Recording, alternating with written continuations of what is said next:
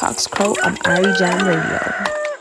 Good morning, pleasant good morning to everyone out there in the New York tri-state area. You're locked into Irie Jam Radio. Let the cocks crow right here, IrieJamRadio.com. Irie Jam Radio 97.1 FM HD3. A pleasant good morning to you. So what we do here at Irie Jam Radio, we celebrate our Caribbean heritage, our Caribbean vibes, and our energy. Not only do we give you energy, entertainment, all the things, we also give you information. And this morning we are jumping over to the island of Jamaica, the sweet, sweet Jamaica, the Rock, to have a discussion in and around what just happened the other day, the Jamaican Dragon Boat Festival. It took place May 31st to June 1st, and we are being joined now by the chairman of the organization committee, Mr. Dalton Yap, the Pan-American Dragon Boat Federation, past president, Trinidad and Tobago Dragon Boat Federation, Franco Sui Chong, as well as Dr. Christine Chin, Bahamas Dragon Boat Association, and Vincent Chang, CBA president. A pleasant good morning to you all. Morning. Thank you. Welcome Morning. to Irie Jam Radio. Okay, so I was looking at this festival and it looked like so much fun. I want you guys to take us through, and I'm gonna start with the chairman organizing committee, Mr. Yap. Walk us through the planning process. How did your team organize such a dynamic festival in just 6 months? And tell the listening audience all about what is the Dragon Boat Festival. Well, thank you for asking. It was truly an exhilarating 6 months, to say the least, organizing a festival of that scale and in such a compressed time frame, boiled down to few principles and a lot of hard work. From day one, we had a clear vision of what we want the festival to be, not just a sporting event, but a vibrant celebration of community, culture, and beautiful waterfront we have in Jamaica. And with a core team that we had, we built a project. We projectized the whole festival activities into different areas, and we assigned, these tasks to different individuals. So it was really good logistic planning, marketing team, recruitment, sponsorship, and partnership. And we have to make sure that we have, a team also to deal with any, crisis situation that may come up, on those 2 days. We made it work. It was a lot of hard work. It wasn't a walk in the park because we're doing it for the first time. And so we're proud that it came off so well. Now, you said this could become a major tourist event. How do you see dragon boating transforming Jamaica's cultural and sports scene? Indeed, the vision for Jamaica Dragon Boat Festival extends far beyond just a weekend of racing. We believe that it can truly transform, both our sporting identity and our cultural landscape, especially growing into a major tourist draw. And here's how, okay? Jamaica is already a powerhouse in running and many other activities, cricket and so on, football. Now, dragon boating is going to be a brand new dynamic sport. It's a team sport, brand new. So it's something very exciting that can capture the imagination of a new generation of athletes and sporting enthusiasts. We have to develop local talent. And as the sport grows, we will see the development of local clubs, coaching programs, and eventually, our strong Jamaican team that can compete on the international level. For instance, already our Jamaica Coast Guard team, wanting to participate in the upcoming, Bahamas Festival. I don't want to steal the thunder of Dr. Christine, okay? But suffice to say that we do see that it's a growing sport, and it can only get stronger and better, okay? So, Dr. Christine Chin, we'll jump to you. As a Jamaican-born leader, how do you feel to support and participate in Jamaica's first Dragon Boat Festival? Well, as a Jamaican living in the Bahamas, I was very, very truly honored to come back home to support their first Dragon Boat Festival. So it was really good. And I'm really grateful for the 10 other members of our association who also came with me to help out and to make this a success. So it was truly a proud moment to see our diverse communities come together. And I'm very, very hopeful that Dragon Boat will grow and become a lasting tradition here in Jamaica. Your team helped manage everything from the start to the finish line. What key lessons can Jamaica take from the Bahamas experience? Right. So now Jamaica could expand by involving the youth, the seniors, cancer survivors, as well as even the physically challenged, because not only here locally, but globally, there are hundreds of thousands of paddlers all over the world competing and who are always interested in finding a new place to visit to compete. The International Breast Cancer Paddlers Commission has over 20,000 members who have breast cancer. And these ladies love to travel. We've had a few teams come out to the Bahamas, but linking the event to a charitable cause will add social value and encourage wider support. My husband, who's a general surgeon, and he was then president of the Cancer Society of the Bahamas, and I got involved initially because of the therapeutic beneficial effects of dragon boating for persons who have had or have breast cancer. In fact, we have a special flower ceremony for our breast cancer paddlers to memorialize those loved ones who have passed on with breast cancer. And it's a great way to exercise. Who doesn't like to be on the water in Jamaica? With our obesity on the rise and with our kids not going outside to play anymore, it's a fun physical activity, and it's also beneficial for team building. We have clubs and corporations and other associations who really benefit from the team building aspect of this sport. And participants don't have to be athletic or even know how to swim. It's a very easy sport to pick up and learn. And as I said before, anyone over 12 can participate in a dragon boat. So the CBA and the Jamaica Dragon Boat Federation will need to continue to provide regular exercise practice sessions, not just around festival time.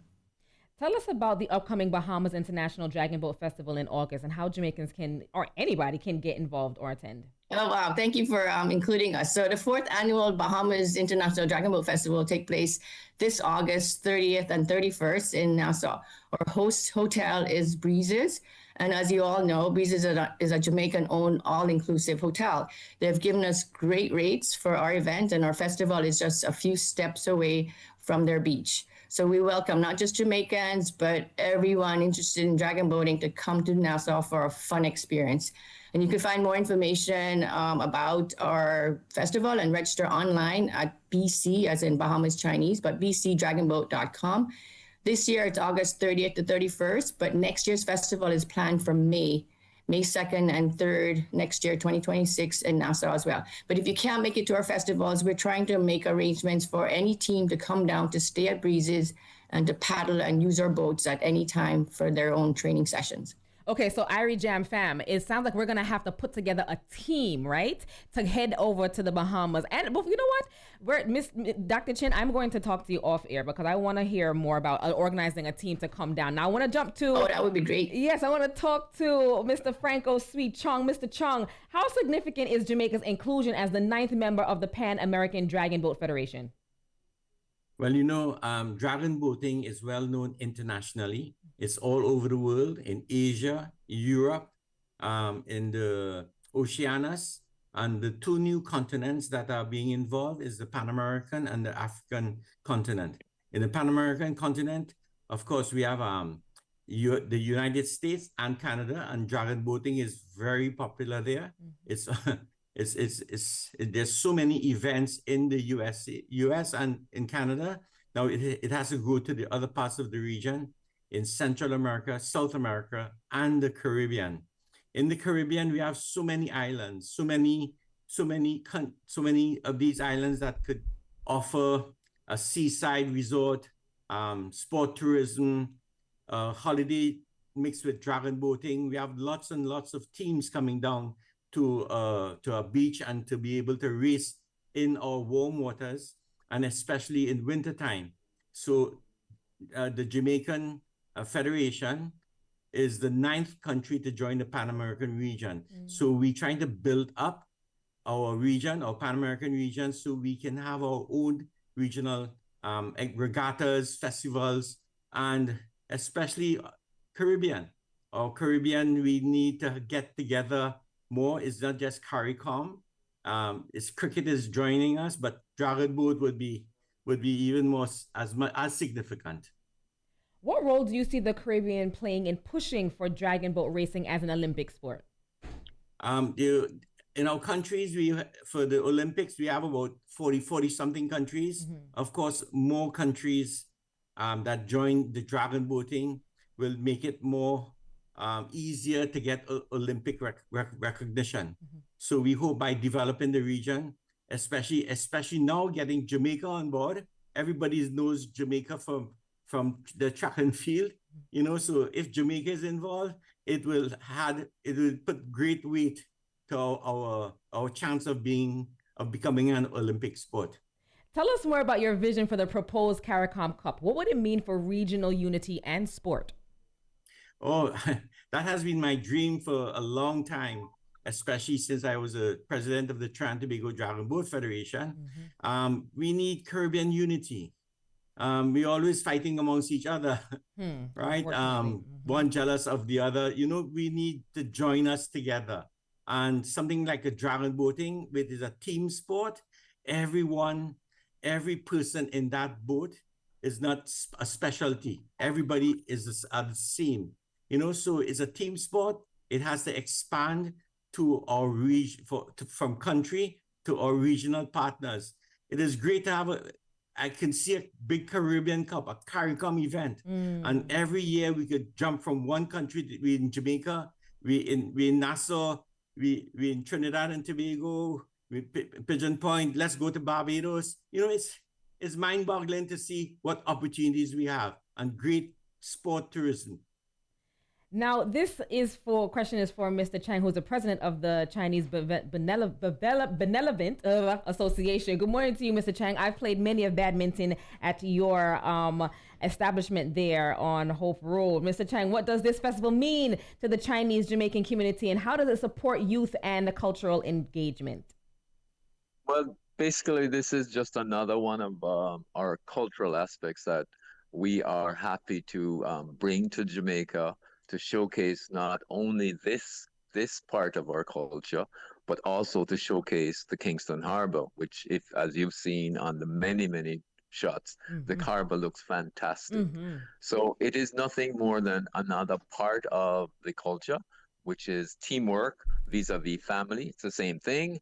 And we're just trying to showcase that and bring that and get that into part of the Jamaican cultural fabric that we have all mixed up and developed in this country over so many years that the Chinese have been here. What message do you have for potential sponsors, schools, and communities who might want to get involved in 2026? What better way than being part of a team, a family, than helping develop teamwork in this country. We need this from the youth right up to everybody so that we can understand each other. Instead of fighting each other, we understand each other, how to work together. That's how we build the country. That's what nation building is all about. So this is nothing more than part of another little step in nation building. And we are very happy from the Chinese Benevolent Association to just showcase that, to bring that to Jamaica, and to help with all the development, whether it's sports, whether it's the tourist sports development, or to showcase the island, because we are surrounded by the sea and the dragon boat can be done anywhere we have water. Looking 5 years ahead, what would success look like for the Jamaican Dragon Boat Festival on the international stage? And I'll throw that to anybody. Well, if you don't mind, I'll take this. I can see Jamaica hosting a Pan-American Dragon Boat Championship. That will bring about 2,500 athletes, not to mention all the supporters. And eventually, I know Jamaica has a lot of hotel room stuff. We can host the International Dragon Boat Federation. It would be great to bring the International Dragon Boat Federation into Jamaica. And that will bring 8,000, I repeat, about 8,000 paddlers. You think Jamaica is up for that? I think me here in the diaspora and my listening audience, I think we want to come. I'm so excited. And if you can, and I want you guys to tell us, our listeners, where they can go to see this year's activities that just passed, how we can sign up. I'm serious Dr. Christine, I am serious. Mr. Yap, I'm serious. Everybody on this call, I want to put together our own team here from Irie Jam Radio to come down and be a part of. Now, somebody said, I think it was Dr. Christine said, I don't have to know how to swim. I don't have to be athletic. I am that person. But it looks like a lot of fun, you know that. And also I saw that Miss Kamina, she is the Foreign Affairs, right? I saw her painting the boat. I would love to be a part of that too, that creative process of the painting of the boat. The boat looks beautiful. How many people does the boat hold? Franco, you want to take that as well? Okay, we have two sizes of boats. It's small boats, which have 10 paddlers, a helm, that's the one who steers the boat, and a drummer. You must have a drummer. The drummer keeps the pace of the stroke. So at the start, you could go a slow pace or a fast pace, and coming to the end, you go faster. So then you'll be hearing the drum keep increasing in speed. There's another size boat called the standard boats, which we have 20 paddlers and the helm and the steersperson. So those are two sizes of boats that we race in internationally. Okay, tell our listeners where they can get more information, your websites, social media handles, and the sort. Well, yes. Okay, for Jamaica, we are our Jamaica Dragon Boat Federation. Our website is Jamaica Dragon Boat Federation, or JDBF.com. Actually, is being developed as we speak, but we should launch that either by early next month or by the end of this month. Where you can find all the information, all the photos from our recently held festival, and also you can sign up as a team from the website. We're really looking forward to that, and because basically we're trying to build up for our next festival, which is next year, 2026. For sure, this next year we will be bigger and better, and we have learned from our mistakes. We learned so much from the first one, and we're eager to make the spectators' experience even more dynamic. And now, basically, we use the lessons learned to further to streamline our operations, team registration, marshalling, vendor management. We know that we didn't do as well. So, and a smoother operational flow means a better experience for everybody next year. Okay, so next year, my Irie Jam fam, we are putting together a team. We are heading over to Jamaica, and we are going to be a part of the Jamaica Dragon Boat Festival. And we are going to get you more information. Everyone on the call, I just want to make sure to mention everyone again. We are talking to the inaugural Jamaica Dragon Boat Festival Association, the chairman of the organization committee, Dalton Yap, the Pan-American Dragon Boat Federation, past Trinidad and Tobago Dragon Boat Federation, Franco Sui Chong, Dr. Christine Chin, Bahamas Dragon Boat Association, and Vincent Chang, the CBA president. You guys, good luck on these things. Let us know how we can get more information out here to the diaspora, because we do want to support you. And Dr. Christine, we're wishing you all the best on your upcoming Dragon Boat Festival there in the Bahamas. Thank you so much. Thank you. Thank you. All right, there you have it, guys. We are heading to Jamaica next year for the Dragon Boat Festival. But right now, we are going to jump to a quick commercial break. When we come back, more right here. Let the cocks crow, Irie Jam Radio.